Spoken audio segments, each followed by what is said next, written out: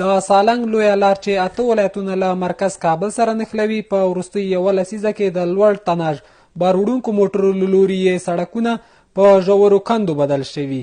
د اسلامي امارت له راتګ وروسته یې نن د 30 کیلومتره سړک د بیا رغونې چارې د ټولګټو وزارت په مرسته د رفاه شاهین او ایوبي کاروان شرکتونو له لوري پیل شوې چې د یو کال په موده کې به بشپړې شي.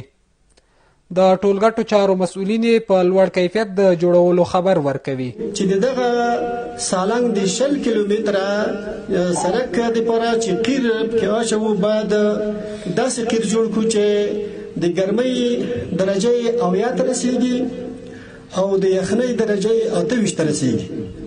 دا هغه قیر دی چې نه تر اوسه په ایران کې شای استعمال کړی وو او نه په افغانستان کې. دا هغه کار دی چې د چا په توسط باندې نه کیږي، په خپل امارت اسلامي دا پر غاړه اخستی دی او امارت اسلامي د دین نگرانی کوي، امارت اسلامي مراقبت کوي.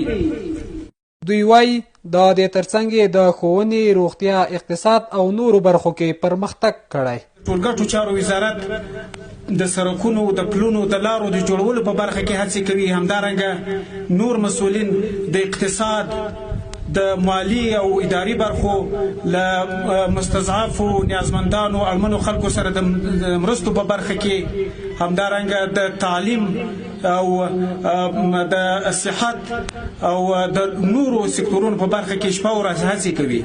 دا هڅې په ټول هیواد کې جریان لري. د دې سړک هغه ځایونه چې اوبلن دي په کانکریټي بڼه برغول کیږي.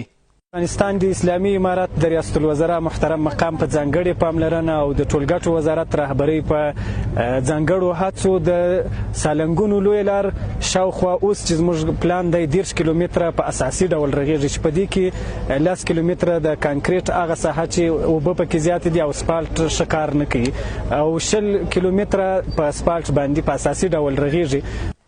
موټر چلوونکي د اسلامي امارت له دې کار خوښي څرګندوي او وایي زیاد خوش شدم